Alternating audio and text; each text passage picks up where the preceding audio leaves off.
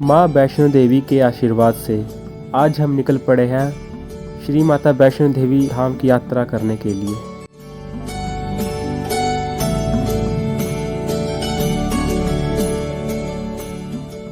माता वैष्णो देवी की यात्रा शुरू करने से पहले आपको यात्रा पर्ची काउंटर से यात्रा पर्ची लेनी पड़ेगी।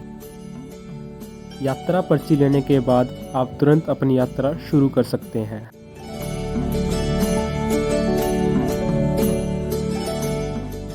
माता वैष्णो देवी की चढ़ाई करते समय कृपया ज़्यादा भारी बैग लेकर ना चढ़ाई करें। भारी बैग लेकर जाने से आपको जल्दी थकान महसूस होगी।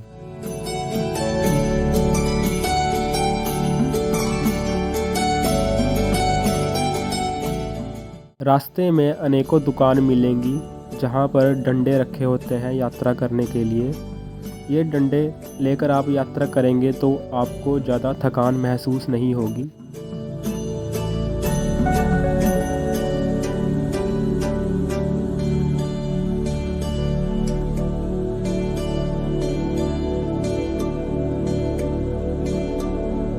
माता वैष्णो देवी की यात्रा शुरू करने से पहले हम सब ने माता रानी की चुनरी अपने माथे पर बांधी और यात्रा के लिए चल दिए। बोलिए जय माता दी।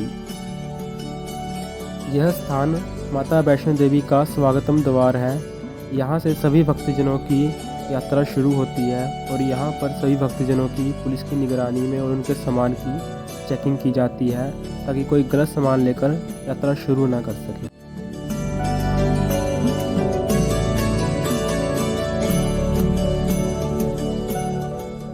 यहाँ पर माता के भजन गाने वाले श्री गुलशन कुमार जी, जो कि टी सीरीज़ के फाउंडर हैं, उनके याद में निःशुल्क लंगर की सेवा की जाती है और भक्तजन यहाँ पर खाना खाने के बाद अपनी यात्रा शुरू करते हैं। यहाँ से आपको घोड़े, पालकी और पौनी की सुविधाएं मिलती हैं, जिनका अलग अलग दूरी के लिए अलग अलग किराया लिया जाता है।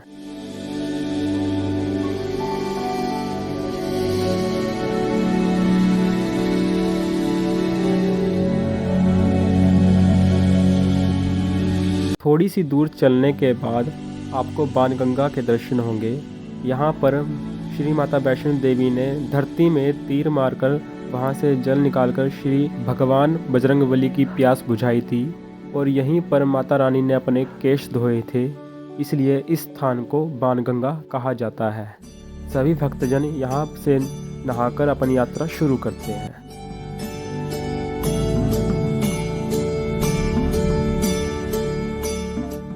रास्ते में आपको अनेकों दुकानें मिलेंगी जहां पर आप अलग अलग तरह के सामान खरीद सकते हैं। रास्ते में आपको बहुत सारे फ़ोटो स्टूडियो मिलेंगे जहां पर माता रानी की तीनों पिंडियों की रेप्लिकास रखी होती हैं। यहां पर सभी भक्तजन माता रानी की पिंडी के सामने फ़ोटो खिंचवाते हैं और अपने घर में लेकर जाते हैं। और यहां पर आप कश्मीरी ड्रेस में फ़ोटो भी खिंचवा सकते हैं और अनेकों तरह की यहाँ पर फ़ोटो की सुविधा है।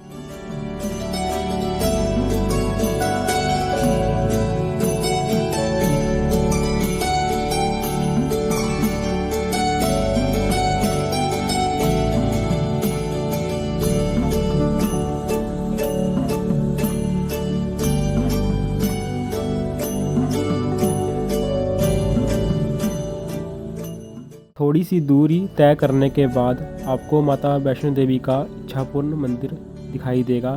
सभी भक्तजन यहाँ पर माथा टेकते हैं।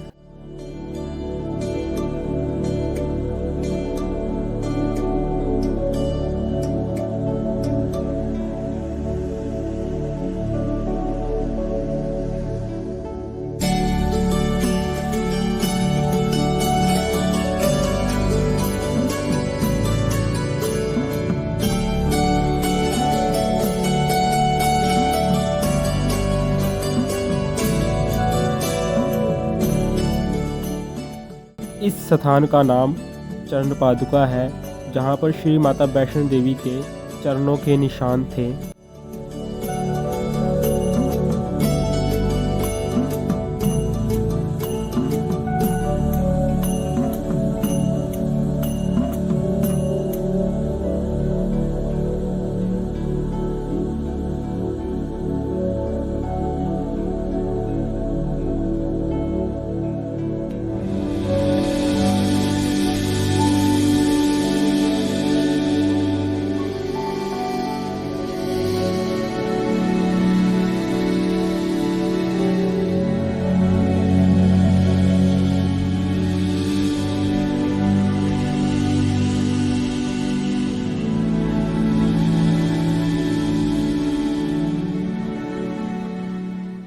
इस यात्रा का हर एक मोड़ माता वैष्णो देवी की मौजूदगी का एहसास दिलाता है। थकान होती है, मगर माता रानी की श्रद्धा और भावना इतनी मजबूत होती है कि थकान का पता ही नहीं चलता। जय माता दी।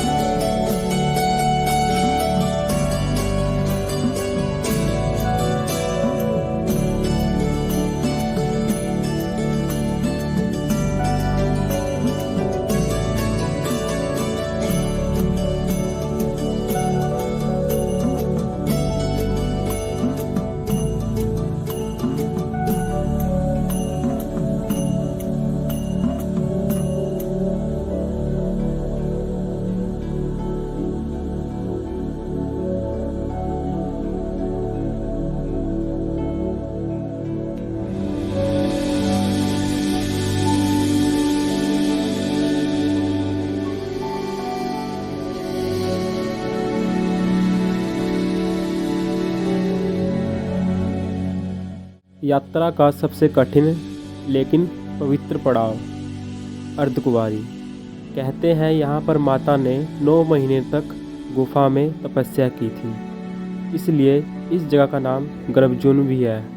यहाँ पर लोग गर्भजून की पर्ची काटकर माता रानी की गुफा के दर्शन भी कर सकते हैं। जय माता दी।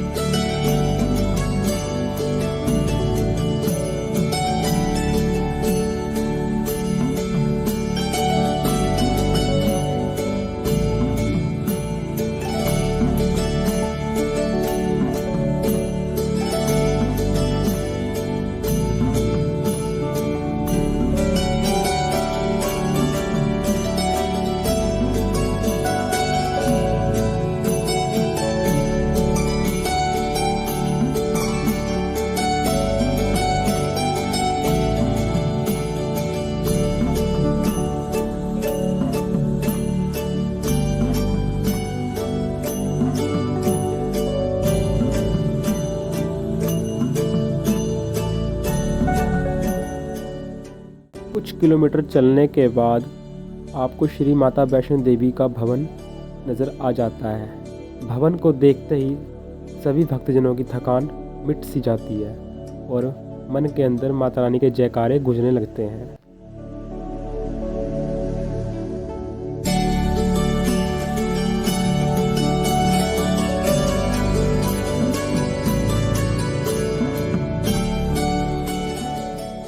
इस स्थान पर माता रानी के तीनों पिंडियों के दर्शन होते हैं। सबसे पहली पिंडी का नाम है माता लक्ष्मी, फिर बीच में माँ वैष्णो देवी और अंत में माँ महाकाली जी के दर्शन होते हैं।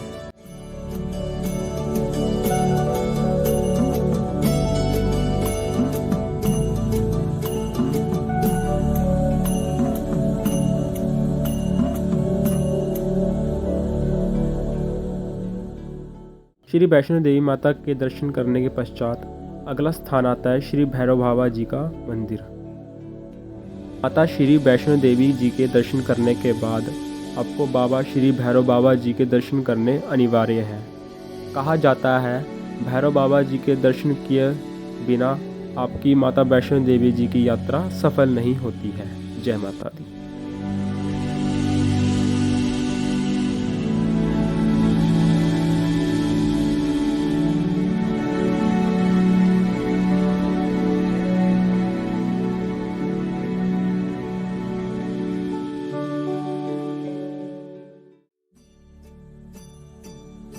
यहाँ से यात्रा खत्म होती है, लेकिन माता वैष्णो देवी का एहसास हमेशा साथ रहता है। यहीं पर मैं भी अपने ब्लॉग को विराम लगाता हूँ। अगर आपको वीडियो अच्छी लगी तो चैनल को सब्सक्राइब करना मत भूलना।